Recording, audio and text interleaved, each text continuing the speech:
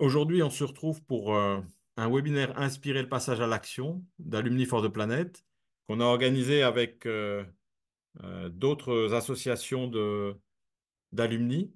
On a organisé ça avec Audencia Alumni, avec ESCA Alumni, avec les collectifs. Les collectifs, ça regroupe un certain nombre de collectifs dans les entreprises. Et on l'organise aussi avec X Urgence écologique. Et je vais laisser Badraka, qui lui est notre expert aujourd'hui, qui va nous parler d'outils de sensibilisation et de passage à l'action. Je vais le laisser présenter Urgence écologique. Et puis après, je vous présenterai rapidement Alumni for the Planet. Moi, je suis Frédéric Dedinchin, je suis un des cofondateurs d'Alumni for the Planet. On va fêter notre 4e anniversaire. Et on est très content de pouvoir aujourd'hui réaliser ce webinaire pour inspirer le passage à l'action climatique et l'action environnementale. Badraka, si tu veux, tu peux présenter X Urgence écologique, un des partenaires d'aujourd'hui. Je te passe le micro. Merci Frédéric. Bonjour à toutes et à tous. Ravi d'être là. Je commence cette introduction avec ma casquette, donc X Urgence écologique, qui est un groupe d'anciens élèves de l'école polytechnique qui se mobilise et s'entraîne face à l'urgence écologique. Donc c'est une association qui a des activités à la fois de soutien des membres, de formation, d'action, d'animation d'ateliers, de soutien aussi aux élèves de l'école euh, et à l'équipe pédagogique. Voilà, c'est un groupe qui est en pleine effervescence. Il y a plusieurs centaines de membres qui sont actifs. Et on a là notre premier festival autour de l'action écologique qui va avoir lieu début juin. Voilà, et on est ravis de co-organiser ce webinaire avec Alumni for the Planet. Merci, Badraka. Donc, Alumni for the Planet, c'est une association qui a été créée il y a 4 ans. C'était en plein Covid. Et on a voulu voir comment on pouvait agir pour le climat et l'environnement à un moment où on se posait beaucoup de questions. Tout le monde se posait beaucoup de questions. C'était un moment difficile pour beaucoup de gens. Et du coup, on s'est réunis c'était pas que des amis, c'était des gens qui avaient conscience de l'urgence. Et on a démarré un petit groupe. Alors, on était 5 au début. Là, maintenant, on est une vingtaine. Euh, et euh, et l'objectif, c'est d'accompagner les alumni, c'est-à-dire les diplômés de l'enseignement supérieur, qui ont souvent des postes à responsabilité dans les entreprises, dans les organisations, dans les associations, dans les collectivités locales, de les accompagner pour qu'ils agissent pour le climat et l'environnement. Et donc, on a passé beaucoup d'accords avec des associations d'anciens élèves, et c'est pour ça qu'on monte des webinaires avec eux, parce que nous, on prépare les webinaires, et puis après, ils nous aident à communiquer à leurs membres. Mais c'est des webinaires qui sont ouverts à tout le monde. Et on s'est dit, euh, pour pouvoir accompagner les personnes qui veulent passer à l'action, on va faire trois actions. La première, c'est les informer. Donc, on a un site internet qui nous permet d'informer sur les sujets liés au climat et l'environnement, la biodiversité, la pollution, etc. Le deuxième axe, c'était de les aider à se mettre en contact. Et pour ça, on a créé un petit moteur qui permet aux gens qui s'inscrivent, et on va vous mettre dans le chat le lien vers l'inscription, l'engagement pour Alumni for the Planet. En s'engageant, on peut après se mettre en contact avec les gens qui sont de la même entreprise, de la même université ou école ou de la même ville. Et ça, c'est intéressant parce que ça permet, par exemple, à des gens de se regrouper pour monter des actions. On a, par exemple, recherché tous les alumni qui étaient chez EDF, et avec eux, on a monté un groupe qui a travaillé avec EDF dans le cadre d'un cycle de conférences sur le climat et l'environnement avec des intervenants. Et nous, on servait un petit peu euh, de caisse de résonance, de miroir pour pouvoir, après les conférences, donner des réactions. Ça s'appelait les ice makers, pas les icebreakers, mais les ice makers, voilà. Donc ça, c'est ce petit processus. Vous pouvez rentrer dans le lien qu'on vous a donné. Vous pouvez après voir l'engagement, parce qu'il y a des engagements qu'on prend pour le climat et l'environnement. Et après, on rentre un certain nombre de données qui vous permettent, dans le respect du RGPD, qui vous permettent de vous mettre en contact les uns les autres. Et le troisième moyen d'action, ce sont des webinaires. On a deux types de webinaires. les webinaires qu'on appelle inspirer le passage à l'action, c'est celui qu'on va voir aujourd'hui. On a un expert qui va parler du sujet. En l'occurrence, aujourd'hui, ça sera Badraka sur The Week et des outils de sensibilisation et de passage à l'action dans les entreprises. Et on a un témoin, une témoin aujourd'hui, c'est Omérine, qui travaille chez Decathlon et qui va nous expliquer comment elle a transformé de l'intérieur ou aidé à transformer de l'intérieur l'entreprise. Et elle nous inspirera. Et c'est pour ça qu'on appelle ça les webinaires inspirés de passage à l'action. C'est des webinaires qui sont ouverts à tout le monde. Et à la fin, on vous fera, comme j'ai dit, un petit sondage pour savoir si vous avez envie de passer à l'action après nous avoir écoutés. Et le deuxième type de webinaire, c'est la suite. Ça s'appelle concrétiser l'action dans la durée. C'est des webinaires d'intelligence collective qui sont ouverts à des groupes plus petits d'une quinzaine de personnes. Et on a des coachs bénévoles d'Alumni for the Planet qui viennent et qui accompagnent les groupes en petits sous-groupes. Et puis à la fin, ils présentent leur projet. Et on a par exemple des gens qui ont monté des collectifs à la suite de ça. Et ça me permet de passer tout de suite. Je vois qu'il y a quelqu'un qui représente les collectifs, Antoine. J'ai parlé au début au nom des collectifs qui nous accompagnent dans ce webinaire. Si tu veux présenter en deux mots les collectifs, ce serait sympa aussi. Et puis après, on passera à l'expert. Non, Voilà. allons-y, juste en quelques mots pour dire, effectivement, les collectifs est une association qui fédère les employés qui s'engagent sur leur lieu de travail avec 3 axes de travail, de fait de mettre en relation donc les différents collectifs dans les différentes entreprises pour qu'ils puissent partager leurs bonnes pratiques, s'inspirer les uns les autres. Un deuxième axe d'action sur le fait de accompagner des gens qui voudraient monter des collectifs dans leur entreprise.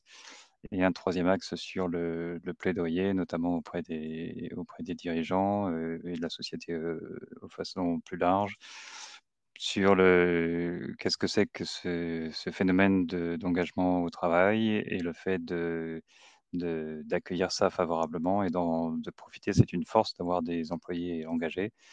Et donc, il faut accueillir ça favorablement et pour en tirer parti au bénéfice de tout le monde et de la transition. Et je mettrai un lien vers le site pour ceux qui veulent en savoir plus. Et je vais m'arrêter là et laisser les intervenants euh, parler. Merci beaucoup, Antoine. Donc, Badraka va être notre expert. Il est diplômé de l'école polytechnique en 2015. Il a d'abord été business developer chez Blablacar. Après, il s'est reconverti en professeur de yoga. Et aujourd'hui, il est responsable du déploiement de l'atelier The Week au niveau national. Et donc, je lui passe la parole. Merci, Badraka. Merci Frédéric et rebonjour à toutes et à tous. Merci de ce temps. La question qu'on m'a posée, c'est quelle est l'importance de sensibiliser en entreprise et un petit peu de partager l'approche qu'on a développée avec The Week. Donc moi, je vais vous partager une partie un petit peu théorique et méthodologique là-dessus. Et puis ensuite, Omérine prendra le relais pour partager son expérience, les anecdotes et qu'est-ce que ça fait vraiment sur le terrain. Donc, si vous êtes avec moi, j'ai préparé quelques images pour animer cette conversation. Pourquoi sensibiliser en entreprise? Si vous êtes là, vous êtes probablement déjà au courant qu'on fait face à une urgence environnementale et écologique qui est de très grande ampleur et qui nous amène à pleinement repenser nos façons d'agir, de voir le monde, de consommer, nos modèles d'affaires. Si on applique ça en entreprise, ça veut dire que sur les 10, 20 et 30 prochaines années, les entreprises qu'on connaît aujourd'hui et telles qu'elles fonctionnent sont amenées à profondément se transformer. Une des frustrations auxquelles vous êtes peut-être confrontés, en tout cas moi c'est quelque chose que j'ai beaucoup vécu en entreprise, même dans des entreprises engagées, c'est ces informations, on les connaît, on sait qu'on devrait aller plus vite, plus fort, et pourtant on n'y arrive pas. Qu'est-ce qui fait qu'on est freiné dans cette capacité de mettre en place des mesures ambitieuses, des transformations profondes dans nos entreprises? Et pour illustrer ou pour avancer face à cette question, j'ai envie de vous parler d'un concept qui est celui du point de bascule. Vous avez sûrement entendu déjà parler de la notion de point de bascule quand on parle de sciences environnementales. C'est un moment où euh, un changement par rapport à l'écosystème dépasse un seuil et entraîne un basculement soudain et irréversible du système. Si je devais donner un exemple, la déforestation de la forêt amazonienne, si on passe un certain seuil qu'on mesure pas forcément très précisément, mais de déforestation de cette forêt. À un moment donné, cette forêt n'arrive plus à générer sa propre pluie pour se régénérer et on bascule dans un état où elle s'assèche très rapidement. Des feux de forêt deviennent de plus en plus importants et on transforme cet espace d'un coup en une grande savane. Ça, c'est un point de bascule au niveau écologique. Ce terme, il est utilisé dans la recherche depuis les années après, à peu près 2000. Il a vraiment été popularisé. Environ 10 ans après, il y a de plus en plus l'utilisation de ce même concept de point de bascule, mais au niveau social. Qu'est-ce que ça veut dire? C'est que quand il y a un changement d'ampleur qui émerge dans une société, au départ, il est porté par des premières personnes, dont vous faites peut-être partie. On les voit au début comme des pionniers, des aventuriers, peut-être des marginaux, peut-être des fous. C'est ces personnes qui portent une vision complètement différente pour l'entreprise, pour la société, et qui sont à l'encontre de tout ce qui se dit, tout ce qui se fait dans leur milieu et leur société. Petit à petit, ces personnes en entraînent d'autres. Et à un moment donné, alors il y a des grands débats sur quel est ce moment, comment on le déclenche, quel pourcentage. Mais à un moment donné, quand on est suffisamment nombreux à croire en cette nouvelle direction, à vouloir la soutenir, il y a une bascule qui se fait. Et là, l'organisation, le système change de façon très rapide et très drastique. Des exemples classiques, ça va être des changements de régime politique où on est passé de la royauté à la démocratie, l'avènement de droits sociaux comme l'abolition de l'esclavage, le droit de vote des femmes. Euh, Ce type de point de bascule, je vous donne un exemple concret en entreprise, à quoi ça ressemble. Je parlais à un dirigeant d'une filiale d'une entreprise de mode qui me disait, bah voilà, moi en fait, ça fait 13 ans que je m'intéresse personnellement et que je m'engage au niveau associatif et dans ma vie familiale sur les questions d'écologie. Mais dans l'entreprise, j'ai cette dissonance depuis des années et je ne sais pas comment l'amener parce que tous mes collègues sont formatés dans une autre direction où on ne parle pas de ce sujet dans notre activité de mode où on a des contraintes sur les coûts qui sont très fortes. Le moment où il est arrivé à déclencher une conversation courageuse avec son comité de direction, il m'a envoyé sa liste de prise de notes de la réunion. Il y avait une vingtaine de points sur lesquels ils s'étaient mis d'accord ensemble pour se soutenir et aller pousser l'installation de panneaux solaires sur tous leurs entrepôts, de mettre en place du seconde main à au moins 50% dans leurs magasins. Et honnêtement, s'ils mettent en place la moitié de cette liste, c'est un changement vraiment très profond de leur activité. Donc ça, c'est à quoi ressemble un point de bascule social où au début, une personne est toute seule, elle arrive à entraîner suffisamment de personnes et là, l'action se met en place à un niveau beaucoup plus puissant. Nous sommes convaincus chez The Week, et moi personnellement, que cette notion de point de bascule social, c'est le catalyseur qui nous manque. En tout cas, ça va être un effet vraiment extrêmement accélérateur de notre capacité à répondre à l'enjeu de cette crise. Pourquoi est-ce que ça fait plus de 20 ans qu'on est au courant que cette crise nous attend et qu'on n'a toujours pas atteint ce point de bascule? Et c'est là où je vais rentrer dans plus ces questions d'approche, de sensibilisation. Euh, Pendant longtemps, on a abordé le sujet de la crise environnementale par le prisme scientifique, en dressant un état des lieux, en expliquant l'information, en expliquant les causes à effet et en diffusant cette information. Ce processus-là, il est important. On a besoin de connaître les faits, on a besoin d'être formé sur quelles sont les causes pour aussi pouvoir définir quelles sont les solutions.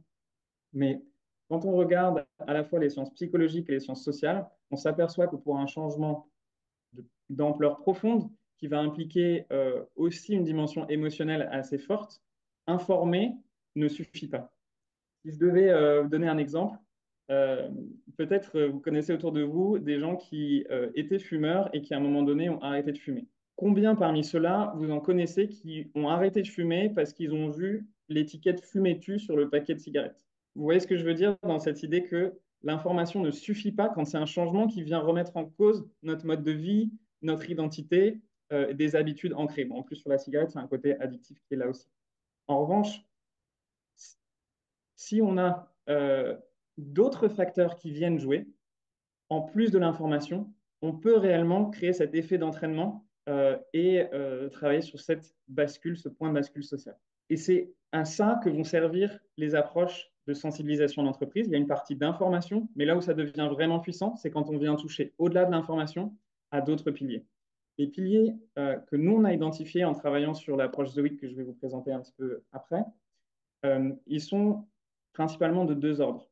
Il y a un aspect émotionnel. Quand on parle de la crise écologique, si je le résume de façon un petit peu caricaturale, on est en train de dire que d'ici 20 à 30 ans, c'est la fin du monde. C'est-à-dire c'est la fin du monde tel qu'on le connaît là, euh, en termes de notre capacité à faire fonctionner la société, nos entreprises, notre vie privée telle qu'on le fait aujourd'hui. On sait que ça ne pourra pas avoir lieu dans cet horizon de temps si on ne fait rien. Ça, si on le prend vraiment, si on regarde vraiment ça en face, c'est extrêmement angoissant. Parce qu'on se dit, on va vers ça, on n'a pas l'air vraiment de tourner, les émotions que ça va générer derrière sont fortes. Si on ne fait que informer, qu'on ne prend pas en compte la dimension émotionnelle, en fait, on déclenche des mécanismes de protection qui font qu'on met cette information à distance. Et ça nous empêche de vraiment prendre en compte l'ampleur de la situation face à laquelle on est confronté. Donc la première, c'est la dimension émotionnelle. La deuxième, c'est la dimension sociale. Imaginons que vous décidez du jour au lendemain d'arrêter complètement de manger de la viande. Une des premières questions qui va probablement, enfin, en tout cas qui vient à l'esprit de beaucoup de personnes, c'est qu'est-ce que vont dire mes collègues, qu'est-ce que vont dire ma famille, mes amis et comment je vais me positionner. Tout ce type de questions par rapport à notre entourage, on sait que c'est un frein extrêmement puissant pour amener un passage à l'action et un changement de comportement. C'est un frein, sauf quand on arrive à le retourner. C'est-à-dire que le jour où c'est mon entourage qui du coup me dit, tiens, pourquoi tu manges autant de viande? Est-ce que tu pourrais, regarde, nous on fait ça, voilà pourquoi on le fait et on peut t'aider, voilà des recettes. D'un coup, le changement de comportement devient beaucoup plus facile. Et c'est probablement dans les histoires de personnes que vous connaissez peut-être qui ont arrêté de fumer régulièrement, un élément qui a joué une évolution dans leur entourage qui leur a permis de passer ce cas-là. En tout cas, ça arrive dans beaucoup. Qu'est-ce qui se passe du coup quand on prend une approche de sensibilisation qui met en œuvre ce prisme à la fois d'information, d'émotion et de dimension sociale? C'est ce qu'on a essayé de faire avec The Week et on est parti sur 4 principes que je vais vous montrer là.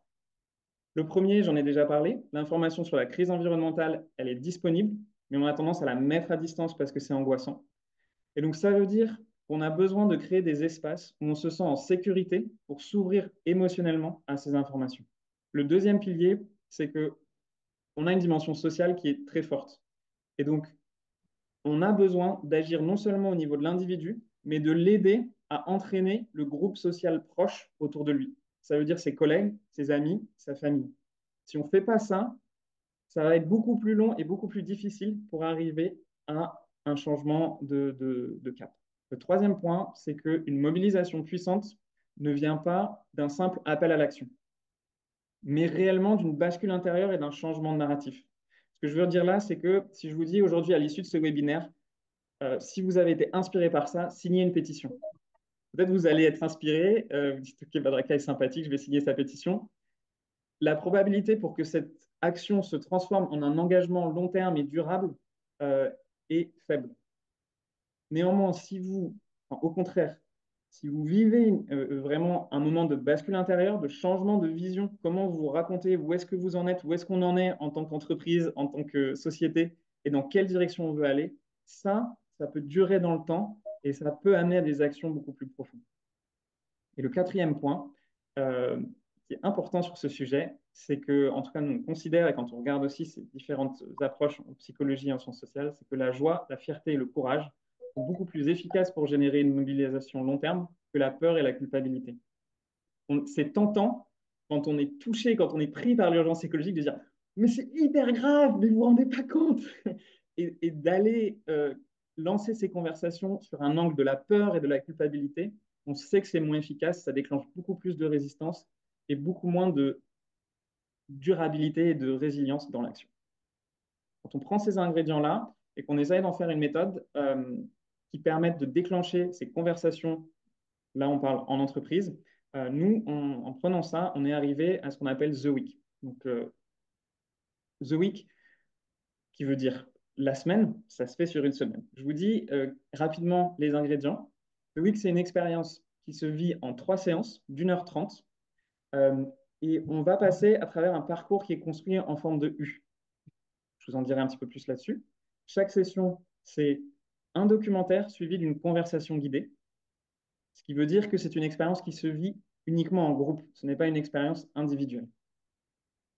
Je vous ai dit qu'on passe à travers un voyage en forme de U. Ce U, il est divisé en 3 temps. La première séance, le premier épisode, on est vraiment sur la question, quelle est l'ampleur du problème? En quoi est-ce que ça m'affecte moi personnellement aujourd'hui en Europe et aux États-Unis, qui sont nos pays sur lesquels on s'est concentré, dans ma vie et dans la vie des gens que je connais. Vraiment, quelle est l'ampleur du problème? Ce premier épisode, je ne vous le cache pas, il est dur, il est assez intense. Et c'est pour ça qu'à la fin de l'épisode, à la fin du documentaire, on a ce temps d'échange en groupe pour partager comment on reçoit cette information, comment on se positionne, mais aussi pour entendre comment chacun a une façon différente de réagir à cette information et casser ce qu'on appelle l'ignorance pluraliste, c'est-à-dire on croit que les autres ne sont pas concernés parce qu'ils n'ont pas l'air de le montrer. Mais quand on crée un espace où on pose la question de façon ouverte, on s'aperçoit qu'il y a beaucoup plus de gens pour qui ce sujet tient à cœur. Une fois qu'on a passé ce premier épisode, on a envie de foncer et se dire, OK, c'est super important, quelles sont les solutions? Nous, ce qu'on propose, c'est de prendre un temps de recul et de se dire, avant de foncer vers les solutions, comment est-ce qu'on en est arrivé là? C'est qu'en comprenant comment est-ce qu'on en est arrivé là, qu'on arrive à envisager vers quel espoir se tourner et dans quelle direction chercher ces solutions. Donc c'est là où on va vraiment aller regarder cette notion dont je parlais plus tôt, de bascule intérieure, de changement de narratif. Une fois qu'on est passé par là, à nouveau, on en discute en groupe, on peut aller vers l'épisode 3, c'est celui qui donne la grosse dose d'énergie, la patate, l'envie de faire des choses ensemble avec le groupe. Et là, la question, c'est que puis-je faire? Que pouvons-nous faire? C'est même surtout par où je commence, parce que dès qu'on a vu l'ampleur du problème, pris du recul sur comment on en est arrivé là, on s'aperçoit qu'il y a énormément de solutions qui existent déjà et qu'on a essentiellement à amplifier, à promouvoir, à financer pour qu'elles puissent prendre de l'ampleur. Donc ça, c'est l'approche. Là, vous voyez les films. Donc, The Week a été créé par Hélène, que vous voyez là, Hélène Gérin et Frédéric Laloux, qui guident ces 3 films en partageant leur expérience, accompagnés de 9 autres personnes qui sont des témoins inspirants de différents domaines de la vie, de différents pays, et qui nous racontent comment eux-mêmes ont vécu ce. Je vais aller rapidement sur cette slide où il y a beaucoup de textes, mais l'idée, c'est de vous dire, après chaque expérience, on envoie des questionnaires aux personnes pour essayer de sentir comment est-ce que, et de mesurer comment est-ce que c'est atterri pour eux et quel est l'impact qu'on a à la fois au niveau individuel et au niveau du groupe. Euh, Quelques chiffres pour vous dire que cette expérience, elle est assez forte. Alors, on prend le temps de faire 3 séances sur une semaine, mais on a plus de 80% des personnes qui répondent à notre questionnaire. C'est basé sur à peu près 1500 réponses sur l'année dernière, qui nous disent qu'ils ont ressenti un avant et après The Week et que leur engagement envers la problématique de la crise climatique et environnementale a augmenté d'un cran après cette expérience. Un point qui est très intéressant, c'est sur cette deuxième colonne, les conversations que ça crée. Et en particulier, ce 76% des personnes qui ont vécu cette expérience rapportent que non seulement ça a été fort pour eux, mais qu'après l'avoir vécu, ils ont continué à avoir des conversations qu'ils n'avaient pas précédemment avec des collègues, avec des amis, avec leur famille. Et ça veut dire que en proposant un espace, un moment de sensibilisation de ce type en groupe, en fait, on sème une graine qui va continuer à pousser et à en entraîner d'autres et à en entraîner d'autres. Que les personnes réutilisent l'outil ou pas, ça ouvre le courage et la façon de faire pour déclencher ces conversations et rallier de plus en plus de personnes dans ce mouvement. Et la troisième colonne, c'est qu'on mesure des chiffres vraiment intéressants sur la façon dont ce type d'approche est le contraire de décourageante. Quand on se confronte à des approches de sensibilisation et qu'on se prend dans la figure tous les faits scientifiques et toute l'ampleur du problème, ça peut très vite être décourageant et on peut se sentir impuissant face à cette situation. Quand on prend le temps de l'accompagner avec ce voyage en U, avec une dimension émotionnelle et sociale, on arrive vraiment à remonter et à ressortir avec de l'énergie, l'envie d'agir et la sensation que mon action compte, que c'est possible et que je peux le faire en groupe. Voilà, je vous ai mis quelques photos de groupe pour vous dire que ça se fait à la fois en ligne, en entreprise, avec des formats table ronde, en petits groupes avec des équipes. Là, je vous ai mis un témoignage d'une personne de Vodafone qui nous dit que finalement, le cœur pour elle de cette expérience, c'est les discussions qu'elle a pu avoir avec son groupe et que ça a pu générer. Et je pense que Mérine nous en parlera juste après moi. Et la conclusion de son témoignage, je la trouve vraiment importante quand elle arrive sur euh, c'est la plus grande question de notre temps et nous avons besoin de plus de gens pour en parler.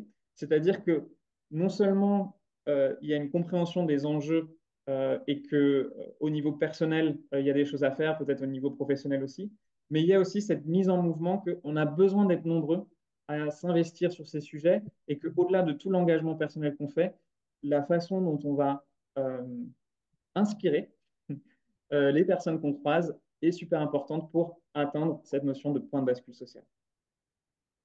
Euh, et je conclus pour vous dire, nous, The Week, c'est une approche donc, qui est disponible sur une plateforme. Vous pouvez l'organiser vous-même en vous inscrivant sur le site. C'est gratuit dans tous les usages privés, associatifs, universitaires et c'est payant en entreprise. Donc en un an, il y a 50 000 personnes qui ont vécu ce format. Ça représente à peu près 6 000 groupes. Il y a tout un tas d'entreprises qui se sont lancées dans l'aventure à des stades d'avancement un peu différents. Euh, et voilà, j'aurais plein d'histoires à raconter sur tout ça, mais mon temps est limité et du coup, je vais laisser Omérine vous raconter comment elle l'a vécu, quel a été son chemin. Merci, Badraka. Présenter Omérine. Omérine est diplômée de l'ESCA en 2007. Elle travaille chez Decathlon depuis 2010. Et elle a d'abord été aux achats. Depuis 2022, elle est responsable de la formation au sein de Decathlon Université. Merci Frédéric pour la présentation. Effectivement, pour me présenter en quelques mots, aujourd'hui je suis Learning Leader au sein de l'Université de Decathlon. Et avec mon équipe, on crée des programmes de soft skills et de développement, développement personnel, développement des relations, des compétences relationnelles, cognitives et tout ça. Donc, je ne suis pas du tout censée m'occuper des formations de sensibilisation, mais j'ai eu un vrai coup de cœur pour la formation The Week. Donc, j'en ai profité avec mon poste pour en partenariat avec Badraka, de lancer et initier The Week au sein de Decathlon. Donc effectivement, je suis une ancienne promotion de l'ESCA 2002-2007. J'ai fait une spécialisation logistique achat. Et vous allez me dire, mais quel est le lien entre mon parcours à l'école, l'achat, la logistique, là où je suis aujourd'hui, c'est-à-dire à l'université sur des programmes de soft skills, et finalement ce webinaire voilà, qui permet la diffusion ou au moins la sensibilisation et la prise en conscience de l'impact climatique. En fait, ça fait 14 ans, moi, que je suis chez Decathlon. J'ai plutôt un parcours international et surtout un parcours tourné sur des métiers de production, d'achat, de supply et de conception. Et comme tu le disais tout à l'heure, j'ai eu un déclic. Et moi, mon déclic, c'est que à l'époque, j'animais une équipe qui concevait, produisait des gants. On faisait à peu près 30 millions de paires de gants pour tous les sports chez Decathlon. Et en fait, en 2015, j'ai eu mon premier enfant. Et au sein de ma commune, ils ont diffusé le film Demain. Donc, de manière très sociale, on était tous réunis dans la salle de sport du village. Et moi, j'allaitais mon enfant qui avait 1 mois et j'ai eu un énorme déclic de me dire, mais j'ai un petit être dans les bras et qu'est-ce que je fais moi en termes de responsabilité? Quelle est ma responsabilité vis-à-vis de tout ce qui est en train de se passer et cette prise de conscience que je prenais? Et en fait, je me suis dit, Omérine, tu es responsable d'une équipe qui a un impact suffisamment grand dans une entreprise internationale. Tu auras beau trier tes déchets et refuser tes pailles au McDo, parce qu'à l'époque, c'était encore jetable. Mais le plus grand impact que tu pourras avoir, c'est au sein d'une entreprise qui fait effectivement des millions de produits et tu pourras changer les choses de l'intérieur. Donc, c'est à partir de 2015 que je suis rentrée de mon congé mat et j'ai embarqué mon équipe qui faisait des gants en leur disant, voilà, on revoit tout le projet de notre équipe. Et moi, je vous propose de partir sur un projet autour des 3 axes People, Planet, Profit. Et du coup, on est vraiment reparti sur de l'éco-conception, embarquer nos fournisseurs avec nous et changer un petit peu la manière de faire. Donc, je vous passe le détail. Après, j'ai changé de périmètre et tout ça. Mais en tout cas, l'axe développement durable ou voilà, préserver l'environnement, ça a toujours été un maillon important dans ma vie professionnelle. Et il y a 2 ans et demi, du coup, j'ai rejoint l'université. Et quand je suis arrivée là-bas, j'ai demandé à être responsable de formation, bien sûr, pour développer l'humain, mais aussi pour aider à sensibiliser et à prendre conscience de l'urgence climatique. Et à l'époque, j'avais commencé à regarder un petit peu. Il y avait la fresque du climat qui avait été désignée comme étant la formation sur laquelle tout le monde devait obligatoirement être formé au sein de Decathlon. Donc, c'était déjà un axe fort hein, de former et de sensibiliser à l'interne chez Decathlon. Mais moi, je n'avais pas été hyper impactée par la fresque. Alors, je me suis dit peut-être que j'ai déjà une conscience environnementale qui me fait que voilà, ça me touche moins. Et en fait, quand j'ai fait The Week, j'ai compris la différence entre les deux. C'est-à-dire que l'émotionnel a une vraie dimension qui met en mouvement. D'ailleurs, émotionnel, c'est émovare, c'est mettre en mouvement. Et du coup, je me suis dit, il y a deux modes de fonctionnement aussi chez les humains. Il y a des gens qui ont besoin de tout comprendre et de rationaliser. Et je pense que la fresque leur va bien. Et il y a des gens qui ont besoin d'être touchés émotionnellement pour pouvoir comprendre et se mettre en mouvement. Et j'ai trouvé que c'était assez complémentaire ces deux formats-là. Donc, on avait la fresque qui était poussée en stratégie d'entreprise et je me suis dit, bah, tiens, The Week, moi, m'a touchée. Comment je vais faire pour essaimer des déclics dans la tête des gens et dans les tripes des gens et dans le cœur des gens, parce que c'est quelque chose qui vient, c'est une formation qui vient vraiment d'un atelier qui vient vraiment toucher le cœur et les tripes. Et je me suis dit, je vais essayer d'en prendre part. Et ça tombait bien parce qu'en fait, il y avait eu, donc à l'époque, Frédéric et Hélène Laloux avaient travaillé sur la libération d'entreprise au sein de Decathlon. Donc, on avait quelques contacts avec eux. Et quand ils ont lancé le programme The Week, ils se sont dit, bah, on va tester ça avec quelques contacts chez Decathlon. Et donc, on a créé une première session, mais moi, je n'étais pas encore à l'époque, une première session avec 30 personnes qui étaient plutôt à l'aise et assez conscients des enjeux climatiques. Et ils ont créé une session test en présentiel, 30 personnes, et ils ont diffusé les Je vois films. que vous m'avez rappelé, j'avais passé un petit message, parce que si je peux reprendre une commande à Je midi. continue, même si Frédéric, on t'entend un petit peu. Et donc, on a fait cette première session, effectivement, de cette première session en présentiel. Ça a hyper marché, ça a été un impact assez fort au niveau émotionnel et on s'est dit, il faut qu'on le continue, qu'on le lance. Et c'est à ce moment-là qu'on a fixé quand même quelques règles parce que c'était quand même dans le cadre d'une entreprise, c'était encore nouveau, on était encore avec des prototypes. Donc on s'est dit, il faut un facilitateur à chaque fois. Il faut qu'il ait au moins fait une première fois The Week pour qu'ils ne prennent pas la charge émotionnelle en même temps que le groupe et qu'ils soient capables d'accompagner un groupe. Parce que émotionnellement parlant, effectivement, le premier épisode, de temps en temps, on ramasse quand même des gens un peu à la petite cuillère parce que bah, la prise de conscience peut parfois être un peu violente. Et en même temps, on s'était dit, c'est un groupe de 10-15 personnes maximum, comme ça permet des petits groupes et ça permet des discussions. On s'est dit, on le fait en digital, comme ça les gens ont le temps de regarder le film derrière un écran, ils ne sont pas obligés de mettre la caméra et du coup, ils peuvent vivre voilà, l'expérience par eux-mêmes. Et en même temps, on s'est dit, on n'oblige personne. On s'inscrit de manière individuelle, c'est une responsabilité individuelle. On n'oblige personne, c'est pas fait en équipe, c'est pas un manager qui oblige les gens à venir, parce qu'on n'a pas envie d'être responsable voilà, de cette tempête qui peut être émotionnelle. Et en fait, ça a commencé, on a fait quelques sessions comme ça et à chaque fin de session, je demandais qui veut m'aider à faciliter et au fur et à mesure, j'ai toujours eu 1, 2, 3 personnes qui se sont dit: «Non mais moi maintenant je veux agir».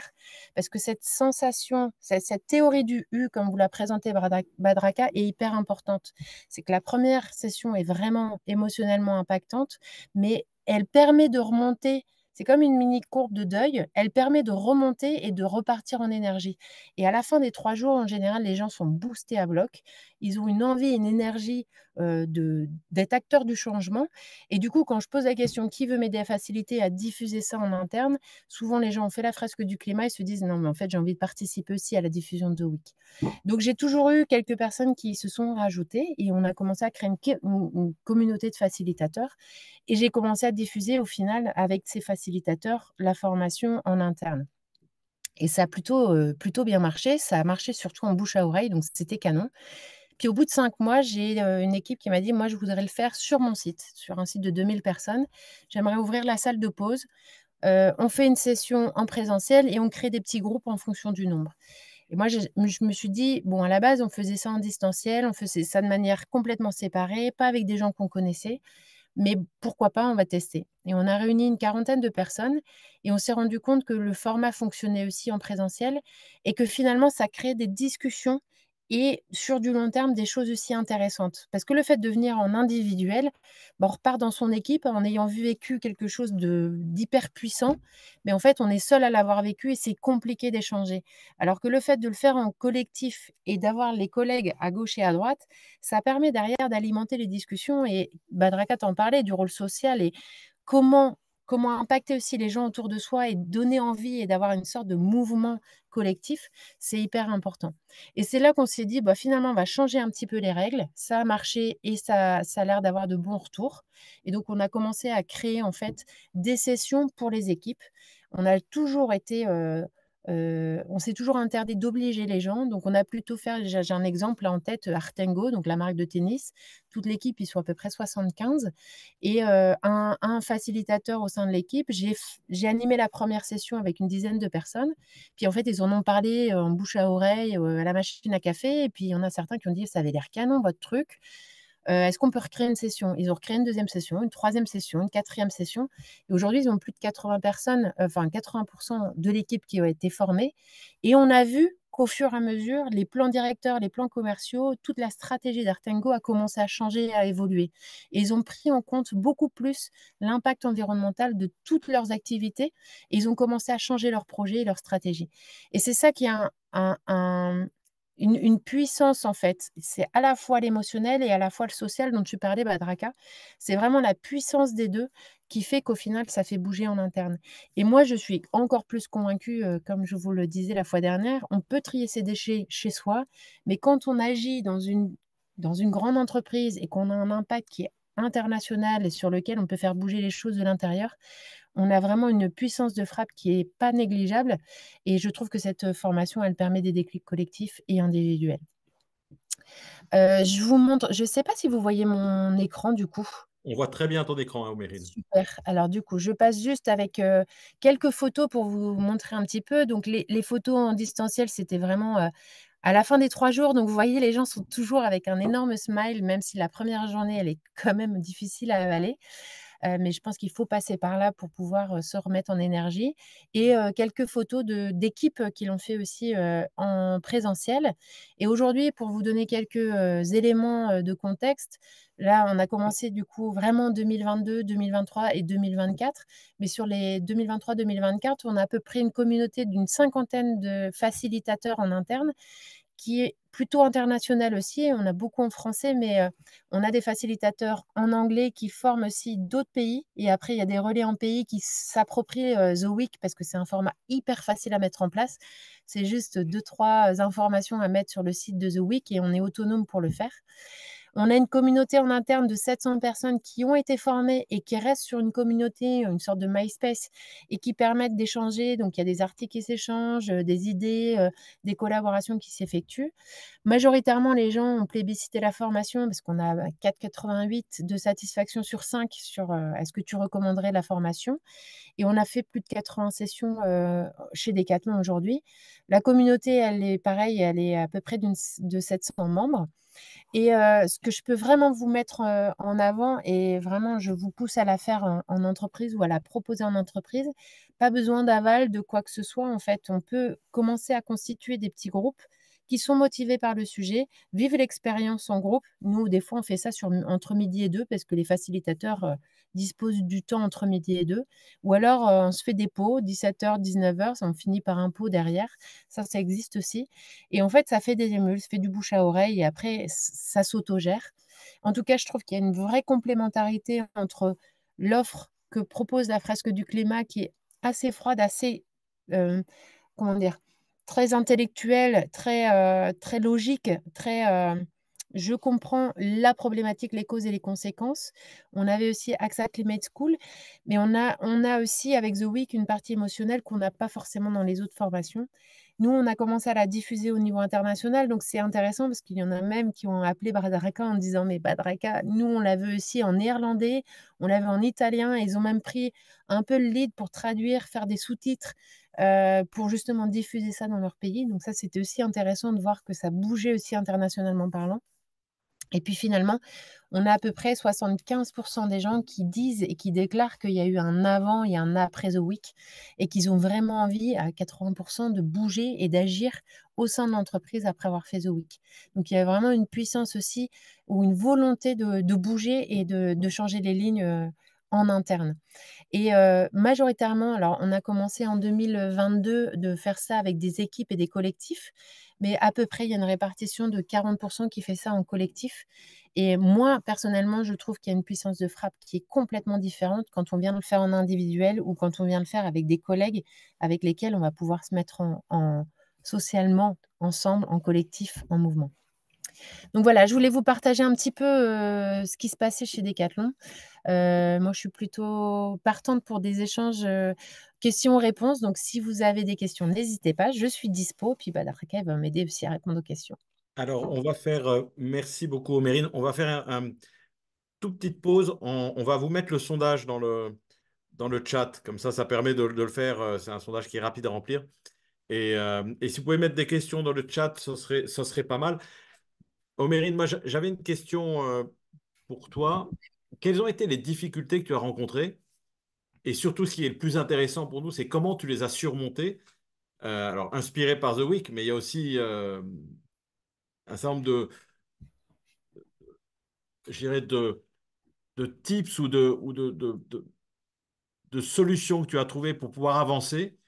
Parce que là, c'est une belle histoire, hein. Mais Mm. il y a eu certainement des moments où tu étais en bas du U et tu t'es dit comment je vais avancer. Donc, quelles ont été les difficultés? Comment tu les as surmontées? Comment tu as parlé à ta direction, s'il y en a eu besoin? Est-ce que tu peux nous le dire un petit peu? Parce que je pense que pour nous, participants, c'est intéressant de voir concrètement comment est-ce qu'on peut avancer pour faire bouger l'intérieur de l'entreprise. Alors, il y a plusieurs choses. Déjà, il n'y a pas forcément besoin d'avoir la direction qui a envie de ça. Moi, j'avais une leader qui avait vécu The Week et qui m'a dit bah, vas-y, vas-y. Mais j'en ai d'autres qui m'ont dit mais en fait, The Week n'est pas une stratégie d'entreprise, c'est la fresque du climat. Mais moi, je me suis dit c'est pas grave, je vais continuer, je vais organiser. J'aurais dû passer 5% de mon temps sur cette formation, mais j'ai dû y passer 20% de mon temps parce que elle faisait sens pour moi et elle faisait sens dans l'impact qu'elle pouvait avoir derrière. La difficulté, je trouve, de The Week en entreprise, et c'est pour ça qu'on a mis du temps et on y a été par étapes et par paliers, c'est qu'il y a beaucoup d'émotionnel et en entreprise, parfois l'émotionnel, il fait un peu peur. Pleurer devant ses collègues ou se sentir un peu en vulnérabilité devant ses collègues, c'est compliqué. Mais finalement, on a eu peur au démarrage de voir un peu comment ça allait pouvoir réagir, mais on n'a jamais eu finalement de complexité ou de gens qu'on a dû récupérer à la petite cuillère, loin de là. Et en fait, les groupes de discussion ont toujours été très bienveillants. Et pour ça, on a dû accompagner les facilitateurs. Donc, le site, maintenant, aujourd'hui, The Week est hyper bien accompagnateur. Il y a des roadbooks, il y a une facilité pour pouvoir accompagner les facilitateurs. À l'époque, on avait juste les prototypes. Donc, on avait créé une sorte de roadbook, donc un A4, avec vraiment toi en tant que facilitateur, c'est quoi ton rôle? S'il se passe ce genre de réaction, comment tu dois réagir? Comment tu dois sécuriser l'espace pour permettre à chacun de pouvoir être en vulnérabilité, de pouvoir partager, de ne pas avoir de jugement et que personne ne débatte sur les réactions des uns et des autres. Ça, c'est le plus important, surtout en entreprise, c'est de se dire chacun a le droit de vivre ce qu'il voit et chacun a ses réactions et on doit respecter tout ça. Donc, c'est vraiment poser le cadre sécurisant. Et ça, on a aidé justement les facilitateurs à poser ce cadre en écrivant un petit peu le script de ce qu'ils devaient dire et de comment animer ces workshops. Ça a été pour moi le plus compliqué. Et en fait, à partir du moment où on a levé ces freins et qu'on a mis les facilitateurs dans la boucle, finalement, on n'a pas eu de gros freins particuliers à gérer tout ça. Alors, je vais lire des questions parce que c'est ce qu'il y a de mieux. Il y a une question sur l'impact. Sur quoi de concret toutes ces sessions ont-elles débouché? Parce qu'on est très centré sur les objectifs et moyens, mais non sur les résultats vérifiables et quantifiables. Par exemple, dans le cas d'Artingo, hein, qu'est-ce que ça a donné? Tu as dit que c'était très positif. Est-ce que Ouais. tu peux nous donner un peu plus de précision? Complètement. Alors, dans le détail, ils ont changé. Dans le détail, je ne pourrais pas aller dans le détail parce que je n'avais pas les stratégies en tête.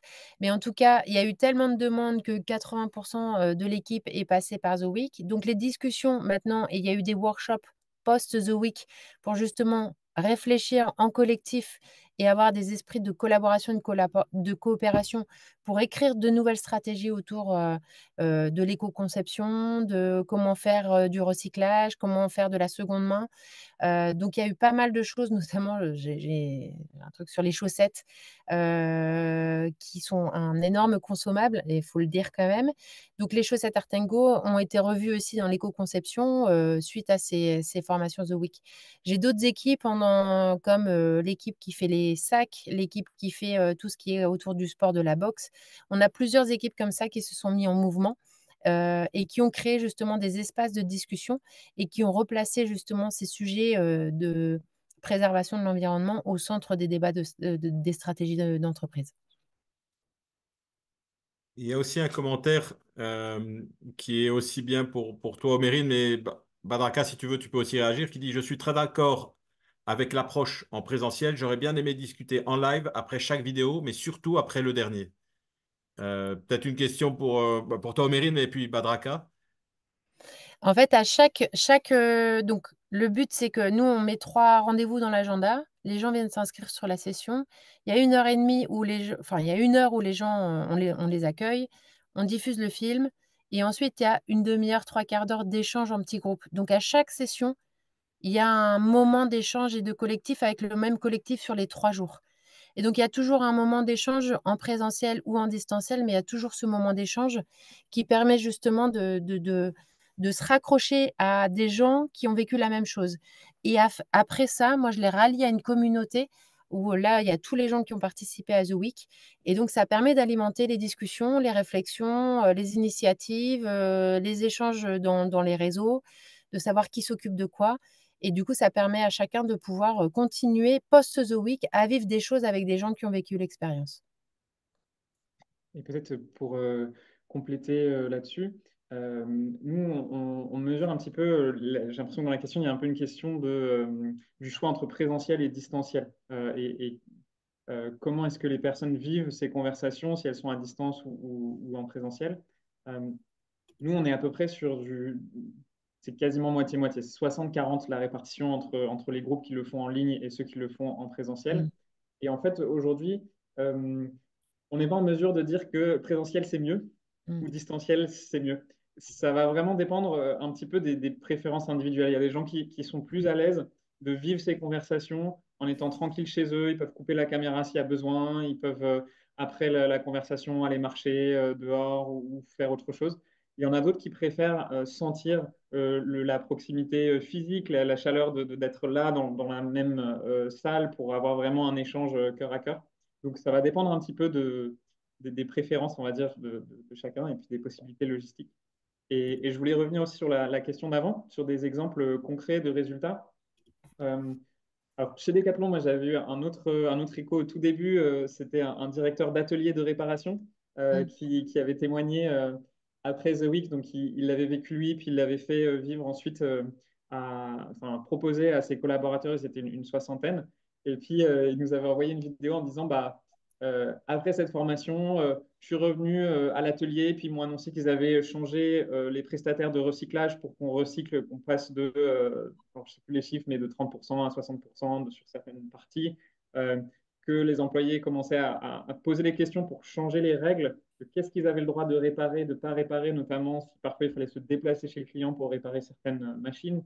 Euh, Ils ont aussi changé au niveau de Mm. euh, des activités des textiles qu'ils portent dans leur quotidien pour vraiment mettre en avant les notions d'éco-conception. Et ce qui était intéressant, donc c'est des petites actions, ça n'a pas changé l'avenir de Decathlon, mais ce qui est intéressant, c'est de voir qu'il y a un sentiment collectif on se saisit du sujet, on avance, et non seulement on en parle, mais on fait des choses. Ça, c'était vraiment un beau témoignage. Et puis, on en a d'autres, je ne sais pas si on a le temps, mais des entreprises qui ont fait des pivots stratégiques suite alors c'est plutôt des petites entreprises, parce que faire pivoter Decathlon, ça va prendre du temps, mais des Mais entreprises ça de 30, pivote, 40 personnes. ça pivote, ça pivote. C'est l'effet de bascule qui commence à arriver, il n'y a pas de problème là-dessus. Mais voilà, on a des entreprises qui ont sorti des nouvelles offres suite à ce type de sensibilisation, qui ont repositionné leur marque Par exemple, j'ai en tête une entreprise de conseil qui faisait du conseil un peu en expérience de learning design, qui prenait un peu n'importe quel client, qui ont décidé, après cette expérience, de dire bah, on va uniquement accompagner des clients qui sont engagés et qui travaillent sur les questions écologiques et de durabilité. Bon, voilà, je m'arrête là, sinon je vais. Non, non, non, et on est en plein dans le sujet. Il y a une question qui est intéressante. Et pour Romérine et Badraka, comment votre direction agit-elle en voyant l'intérêt croissant de plus en plus d'employés? Appropriation, point d'interrogation, collaboration, point d'interrogation, aide au développement pour aller plus loin ou laisse faire pour garder l'esprit collectif? Alors, particulièrement chez Decathlon, en fait, au moment où The Week est sorti et qu'on l'a appuyé, il y a eu un message stratégique qui est descendu en disant on veut qu'en 2000, c'était en quelle année 2022? En 2023, la stratégie, c'était que tous les collaborateurs fassent la fresque du climat. Donc, il y avait quand même une direction stratégique Decathlon qui vise aussi à cet effet de bascule. Par contre, la décision, c'était de choisir la fresque du climat et pas forcément The Week. Donc, nous, on s'est dit, on va le pousser en parallèle parce que c'est deux choses complémentaires. Et donc, effectivement, la direction a laissé faire dans le sens où c'était pas antinomique d'être sur les deux fronts, c'était complémentaire. Et les stratégies d'entreprise aujourd'hui sont très axées autour du développement durable, la circularité. Donc, chez Decathlon, ça bouge fort là dernièrement sur ces questions-là. Et donc, la sensibilisation est la première étape pour permettre la prise de conscience, le déclic et du coup la mise en action et la mise en mouvement avec sens et volonté. Badraka? Bah là, je trouve que dans la question, on voit un petit peu tous ces différents comportements se produire nous, dans les entreprises dont on suit un petit peu les histoires. Euh, il y en a où il y a plutôt la partie laisser-faire dont Omérine a parlé. Ce qu'on voit beaucoup, c'est quand ça commence de cette façon, la partie appropriation et collaboration, c'est-à-dire qu'en général, ce qui se passe, c'est que on en entend parler. On a ensuite soit les personnes qui l'organisent invitent une personne de l'équipe RSE ou de la direction. On a parfois aussi la direction marketing ou communication qui sont impliquées sur ces sujets, ou un membre du comité de direction. Ça dépend un petit peu des entreprises qui vivent le format et à ce moment-là, en général, ils le retestent peut-être en équipe. Et ensuite, on rentre dans une conversation, nous, en tant que The Week, directement avec eux pour voir comment on peut les accompagner sur une stratégie un petit peu plus pensée et officielle. Donc ça, c'est le chemin où ça part un petit peu comme ça et ça devient appropriation, collaboration. On a des entreprises où il peut y avoir un petit peu plus de résistance au niveau de la direction.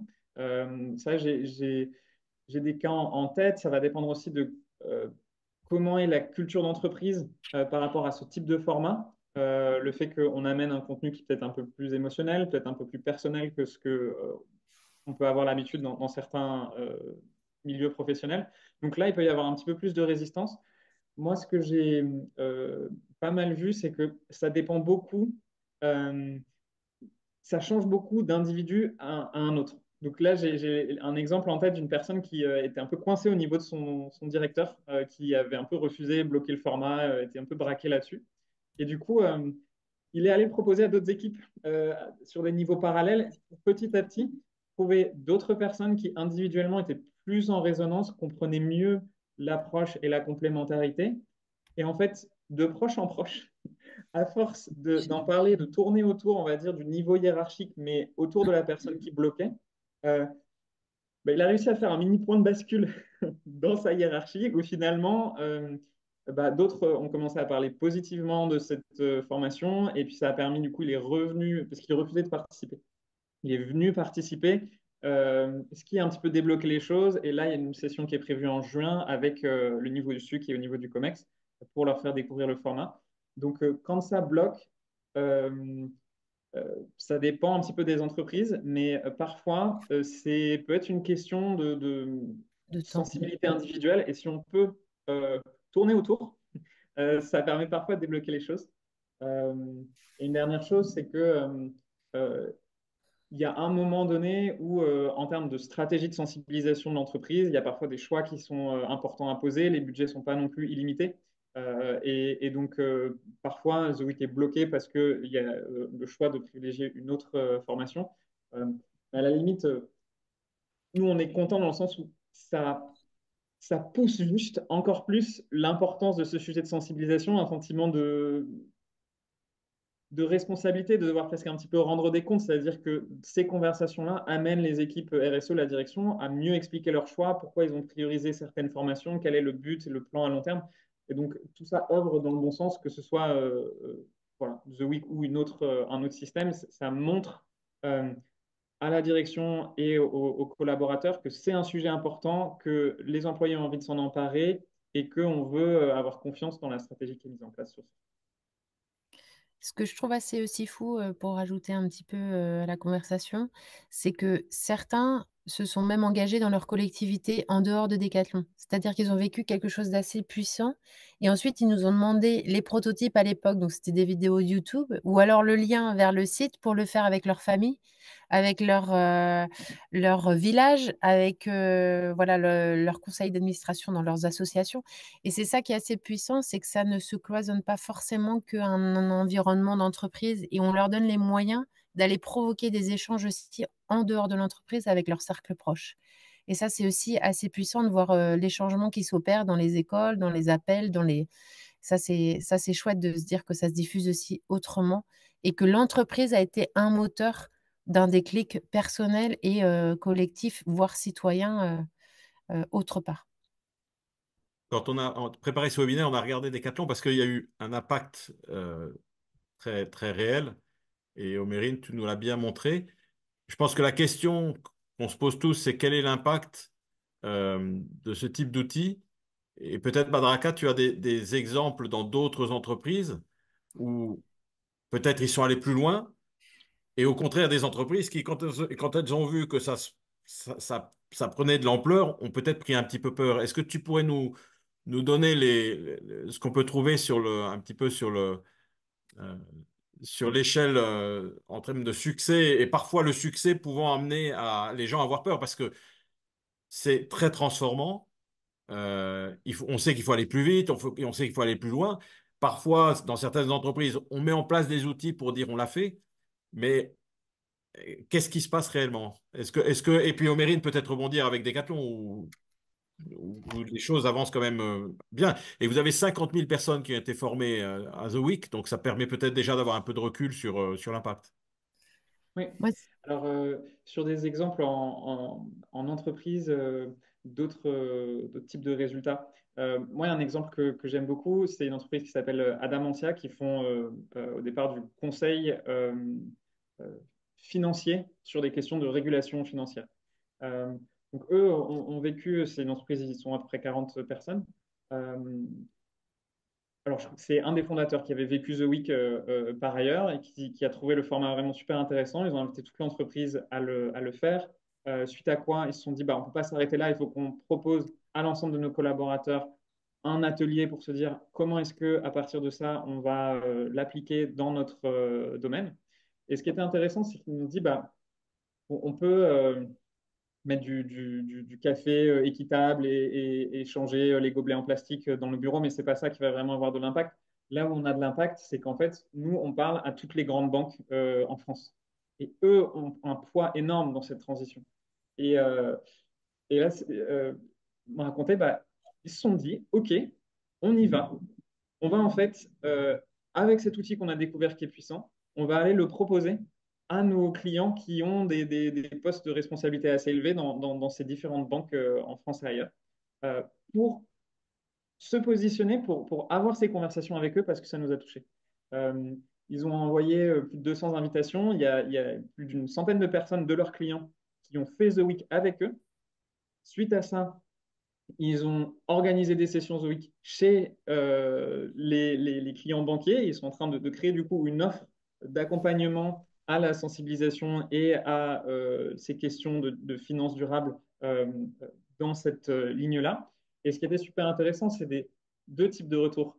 Le premier, c'est euh, à la fin d'une session dans une grande banque, une personne qui dit, mais en fait, on vient de me confier la constitution d'un fonds que j'avais prévu de faire bah, comme je fais toujours d'habitude. Et en fait, après cette expérience, je vais vraiment l'orienter beaucoup plus et de façon beaucoup plus exigeante sur des questions de durabilité. Et Et là, on parle de quelques milliards, alors j'ai pas le chiffre, mais c'est comment cette petite graine s'est transportée d'une conversation à l'autre pour arriver à un endroit au niveau d'une personne qui avait la capacité d'influencer un gros morceau dans cette transition. Cette histoire, je la trouve vraiment intéressante. Euh, et l'autre aspect, c'était Pierre-Yves qui me disait, mais au-delà de ce que ça amène pour son entreprise, comment elle est en train d'évoluer, comment elle est en train de se positionner, au-delà d'être un acteur de euh, conseil pour des aspects réglementaires, comment elle est en train de peser en tant qu'organisation dans cette notion de bascule vers un engagement environnemental sur le secteur financier, qui est une des grosses briques à faire bouger dans cette transition. Euh, et il me disait, mais en plus de ça, c'est euh, presque la.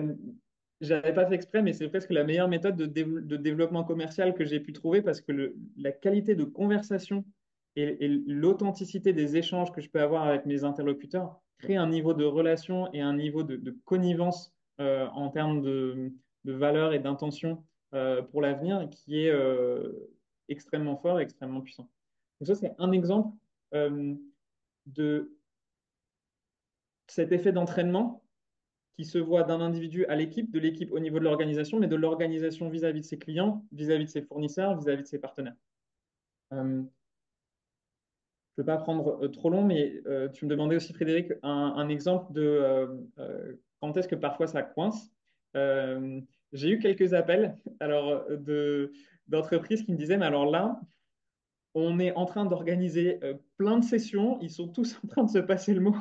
Et en fait, euh, je suis un peu dépassé par les événements. Il faut que je cadre le truc. Ça va me coûter combien? Comment ça va marcher? Comment ça fonctionne? Donc, euh, on a eu un peu ce type de conversation qu'après, on essaye d'accompagner pour faire en sorte qu'il n'y ait pas de frein majeur au niveau de la direction dans cet enthousiasme spontané qui émerge.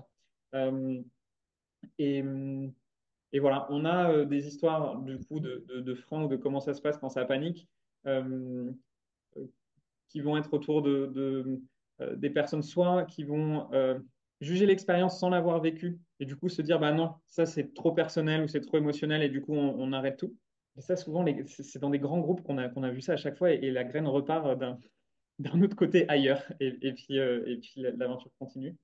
Euh, voilà ce que je peux dire. Est-ce que tu voulais que Je crois je que autre chose? Omérine voulait réagir aussi sur la partie impact. Et l'impact, parfois, on ne s'attend pas toujours là où il va y avoir l'impact, hein. Ça peut pas y avoir un résultat là où on ne s'y attendait pas. Mais c'est intéressant d'entendre sur des aspects très concrets comment ça a changé les choses, en fait. Moi, j'étais assez surprise sur cette première vidéo qui est quand même assez forte. Pour certains, c'est une vraie prise de conscience. Comme disait Badraka, c'est qu'on est abreuvé de messages et je pense qu'on en est plus sensible à tout ça. Euh, j'ai eu des gens déjà qui se sont un peu effondrés. J'ai des gens qui m'ont dit, mais demain, je donne ma dème. Je ne peux pas être consciemment dans une entreprise de retail qui vend et qui consomme et qui pollue et qui participe à quelque chose d'aussi impactant pour la planète. J'ai eu des gens qui m'ont dit, mais en fait, je ne cautionne plus en fait ma présence dans une grande entreprise. Et en fait, c'est toute la puissance aussi du U et de l'impact que ça peut avoir sur les gens, c'est qu'il faut aller, il faut déjà leur dire qu'il faut faire les 3 sessions pour vraiment repartir dans une dynamique énergique et pas rester au fond du trou. Ça, c'est super important. Et le cycle est très bien fait. Et en général, au bout des 3 jours, ils se disent qu'en fait, peu importe où ils sont, ils ont un impact et ils ont une responsabilité à jouer. Et c'est ce mouvement qui fait changer les choses. Et c'est la façon dont ils font les choses qui va faire changer la donne. Et que, en fait, c'est ce que je disais tout à l'heure, on peut trier ses poubelles versus éco-concevoir des produits ou travailler sur de la circularité ou travailler avec des acteurs beaucoup plus engagés, ne serait-ce que ces petites décisions qui sont prises à des échelles de gros groupes peut avoir un impact assez énorme. Moi, j'ai des exemples là, dernièrement de gens qui ont dû changer de poste et qui m'ont dit, bah, maintenant que je suis facilitateur, que j'ai fait ça avec ma famille, que j'ai fait ça à l'intérieur du Décathlon, plus jamais aucun poste je n'accepterai plus aucun poste qui ne répond pas aux critères de je suis aligné avec le sens et les valeurs que je veux donner, protéger la planète et protéger toute forme de vie sur cette planète. Et donc, oui, ça fait transiter, ça fait vraiment des prises de conscience et du coup, une responsabilité dans chaque action qu'on prend post-formation. Euh, Merci. Et j'ai une question qui me vient à l'esprit et n'hésitez pas aussi à en mettre dans le chat. Qu'est-ce qui fait que vous continuez dans la durée? Parce que la difficulté, je pense à toi, Omérine, c'est de dire je le fais. On a toujours l'enthousiasme des 6 premiers mois, mais qu'est-ce qui fait qu'après on continue euh, et qu'on commence pas à passer le relais ou à baisser les bras? je suis complètement en phase avec la question. Moi, ce qui m'aide, c'était de faciliter régulièrement. Donc, ça me faisait toujours des piqûres de rappel et je vivais toujours avec autant d'émotions les sessions. Donc, moi, à chaque fois, je me notais, parce qu'à chaque fois, au troisième épisode, moi, je me notais ma feuille A4 avec toutes les listes d'actions que je voulais faire, que ça soit moi en tant que maman, moi en tant que citoyenne dans mon quartier, moi en tant que... Donc, j'ai toujours une petite liste et je me dis, ah, ça, c'est fait. Ah, mais ça, c'est fait. Ouais, ça, c'est fait. Ah, ça, je pourrais rajouter. Donc, ça me remet toujours des piqûres de rappel, mais ça, c'est quand on est facilitatrice et qu'on s'engage un peu plus. Et en même temps, ce qu'on s'était dit avec Decathlon, c'était de créer des quatrièmes épisodes sur comment derrière on peut créer, entre guillemets, des espaces collectifs où on peut continuer à phosphorer, brainstormer, collaborer pour créer des initiatives. Et à l'époque, on avait créé d'autres formats, notamment à la formation. J'avais créé une formation qui s'appelle Agir en conscience pour les hommes et la planète, où là, on venait justement avec des idées et on venait essayer de faire aboutir ces idées tout en étant encore en conscience des formations comme la fresque, The Week et ces prises de conscience-là. Euh, il y a cette communauté aussi, ne serait-ce que d'avoir un espace où régulièrement on reçoit des choses et on est alimenté par une communauté, ça aide à mettre en action.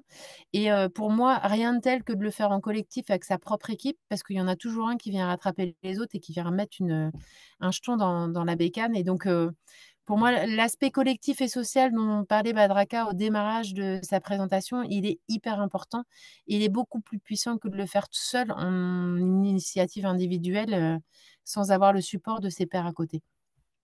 Badraka, est-ce que tu as aussi le retour sur les gens qui ont suivi The Week, qui ont fait des choses au début parce qu'ils étaient très, très inspirés et peut-être dans l'émotion aussi. Après, au bout de 6 mois, ils ont eu un peu de baisse. Comment est-ce qu'ils font pour continuer après à agir pour le climat et l'environnement à l'intérieur de leur organisation, entreprise, association, etc. Hum, Alors, on a ces retours. Bon, nous, on a vraiment lancé l'expérience il y a 1 an et on essaie de suivre. Donc, on n'a pas un recul très long en termes de temporalité. Euh, on voit des gens, si on parle notamment au niveau plus personnel, des gens qui ont déménagé, changé de job, qui se sont engagés dans des associations, qui sont devenus militants. On a des gens qui ont mené des projets. Donc, euh, suite à ce The Week, je pense à une personne qui en train d'embarquer toute son université, de faire un mouvement pour que l'université déclare un état d'urgence climatique. Une personne qui avant était très loin de tous ces sujets. Là, c'est une université, c'est aux États-Unis, de plusieurs milliers de personnes. Euh, donc, on a ce type d'engagement. Je dirais qu'il y a hum, deux, trois façons de répondre à cette question. La première, c'est que euh, ce moment de déclic, les actions qui sont plantées derrière, euh, quand il est fort, c'est des actions qui sont assez engageantes, qui viennent un peu redéfinir euh, comment je me vois, qui je suis, comment je me positionne. Par exemple, je change de job. Bah derrière, cette graine-là que j'ai plantée, elle va m'accompagner sur plus de 6 mois. C'est-à-dire que je me souviens pourquoi j'ai pris ce job, pourquoi j'ai changé, pourquoi je vais dans ce sens-là. Donc, c'est de prendre des actions qui sont un peu fortes et long terme. Bah, du coup, on se retrouve, on va dire, embarqué dans nos actions nous portent d'elles-mêmes. Ce qu'on voit beaucoup, c'est des groupes qui souhaitent euh, continuer à se voir après cette expérience. Et ça, c'est vraiment une source de soutien. Moi, je suis dans plusieurs groupes. D'ailleurs, avec X Urgence écologique, on a fait un certain nombre de ces groupes qui continuent à se parler sur WhatsApp, par email. Et, et on en a dans certains où les retours, c'est bah, au bout d'1 an, je suis un peu découragé, j'ai fait des trucs, ça n'a pas marché, voilà, je ne sais plus trop comment prendre le sujet. Mais le fait d'avoir quelqu'un à qui dire ça, qui peut le comprendre, et ben, ça fait que même s'il y a des phases où on est peut-être un peu moins dans l'action, on se juge pas, on se flagelle pas, on s'arrête pas complètement en fait. Ça donne un soutien pour quand ce sera le bon moment pour cette personne de rebondir, de s'entraider, de trouver une autre approche.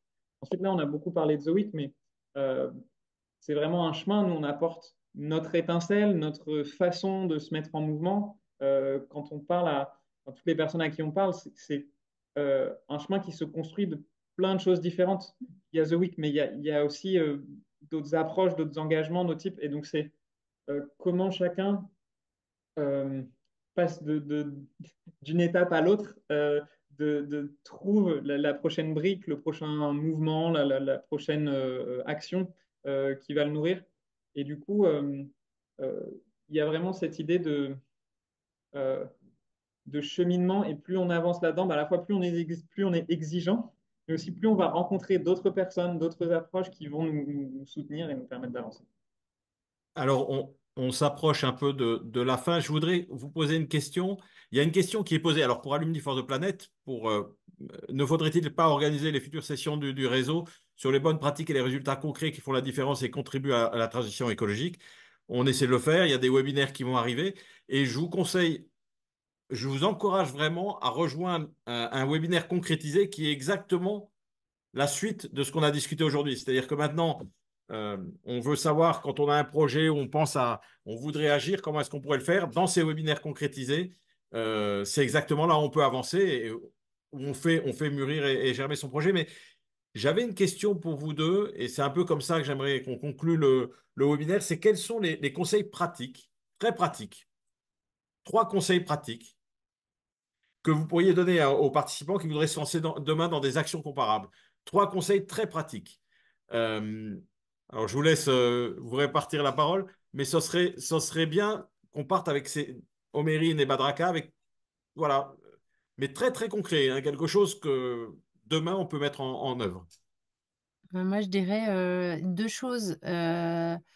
Premièrement, c'est d'aller sur le site theweek.oo, de voir comme c'est ultra simple, fluide, facile, intuitif de mettre en place une session, de potentiellement la faire en famille, parce que je trouve que même en termes de conversation courageuse en famille, c'est hyper intéressant, ou avec son groupe d'amis. J'avais même quelqu'un chez Decathlon qui l'avait fait pour son anniversaire de 30 ans. Il avait dit, je veux pas de cadeau, je veux que tous mes amis participent à la session. Et il avait embarqué comme ça. Le troisième jour, c'était sa fête d'anniversaire, donc il avait organisé ça une semaine avant son anniversaire et j'avais trouvé ça assez puissant. Donc, première chose, se connecter, c'est hyper simple, c'est hyper facile. Peut-être de le commencer dans son cercle restreint. Et après, en entreprise, prendre quelques personnes qui sont un peu motivées par le sujet et de le faire ensemble et de se dire comment derrière on peut le diffuser, le communiquer. Et on n'a pas besoin d'aval, ça peut se faire entre midi et deux, ça peut se faire en fin de journée, ça peut se faire en dehors de l'entreprise, mais ça peut permettre de commencer à initier un mouvement qui peut être partagé et qui peut être assez puissant et qui peut faire des émules un peu malgré soi. Et une troisième proposition pour encourager les Ouais, participants à passer à l'action. en fait, faites-le parce que la troisième session, vous allez avoir tellement d'idées que vous ne saurez même plus où noter vos idées d'action. Et en plus, avec l'énergie du U, vous serez vraiment en énergie à aller trouver de la joie dans le fait de se mettre en action. Donc, c'est vraiment assez puissant le processus qui s'opère pendant ces 3 sessions. Merci, Omérine. Quand on s'était parlé au téléphone, moi, j'étais inspiré. Et c'est vrai que Il faut la faire. quand on est deux à parler du sujet, puis trois, puis quatre, puis cinq, ça aide beaucoup. C'est ce Le qu'on point de essaye vue. de faire. Et je pense que, après, je laisserai Badraka, à Badraka le mot de la fin. Je pense que euh, euh, c'est ce qu'on essaye de faire. Et le point de bascule, j'ai beaucoup aimé parce que on peut se dire au début, notre impact, il est nul. Mais bon, déjà, si on se dit ça, on fera jamais rien. Et donc après, c'est la meilleure façon pour rien faire. Mais on ne se rend pas compte que ce petit impact qu'on a au début, il peut créer ensuite, et j'ai beaucoup aimé cette bascule, il peut amener ensuite l'ensemble du système à basculer. Et c'est pour ça que même si d'autres ne le font pas, d'autres pays, d'autres régions ou d'autres personnes ne le font pas, on peut y arriver. Et on peut y arriver et on tire tous dans le même sens pour aller vers le point de bascule de Badraka. Badraka, je remercie tout le monde, mais je te laisse terminer pour nous donner trois conseils pratiques pour les gens qui voudraient se lancer demain et on terminera le webinaire là-dessus. Super. Merci Omérine d'avoir parlé de The Week. Du coup, je vais donner 3 actions qui ne sont pas liées à ça, mais suivez les conseils d'Omérine. Euh, pour passer à l'action très simple, quand on termine ce webinaire, de prendre une liste et d'écrire quelles sont les choses qui vous viennent à l'esprit et se dire que vous le faites dans la semaine. Deuxième chose, euh, allez vers ce qui vous donne de la joie. C'est un sujet qui est lourd, c'est un sujet dans lequel on a besoin d'être actif pour le long terme, d'avoir des conversations, de mener des actions qui ne vont pas être faciles, qui vont demander de prendre des risques, à la fois personnels, financiers, etc. Euh, donc, d'aller vers ce qui nous met en joie, de ce qui nous met en mouvement spontanément, c'est vraiment quelque chose, enfin, moi, qui me guide et qui peut vous aider à passer à l'action plus vite, plutôt que d'essayer d'optimiser la meilleure action qui aura le plus d'impact. Donc, déjà, celle qui vous met en joie, elle a plus de chances de vous mener à une autre action, une autre action, une autre. Le troisième point que j'ai envie de dire, c'est euh, trouver des personnes qui peuvent vous entourer, qui peuvent vous épauler, avec qui vous pouvez vivre ce chemin ensemble. Euh, c'est très long, dur, épuisant, décourageant d'essayer de faire bouger une problématique de cette taille-là quand on se sent tout seul et qu'on essaie d'avoir les meilleures idées dans son coin et de trouver la force de toujours être motivé, toujours avoir la patate, entraîner les autres.